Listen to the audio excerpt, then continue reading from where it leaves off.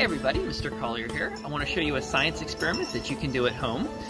In our chemistry classes at North Penn High School, right now we're talking about air and gases and all of the wonderful properties that they have. So here's the setup for this experiment. You're going to take any sort of container that can hold some water and put a little bit of water in the bottom, and then you need just a small candle. So I have a little casserole dish. I've dyed the water purple so that you can see it a little bit better, but that's not part of the experiment.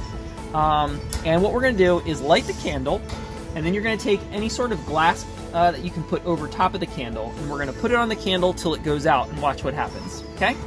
So, light the candle. You can see it's burning, and we're going to put the glass upside down over it. And no big surprise, the candle runs out of air and it stops burning. But notice something else happens, is that the water rises. So what I want you to play around with is, how can you get the water to rise more or less? And of course, the big science question here is, why does it rise at all? So think about that, and we'll talk about it another time.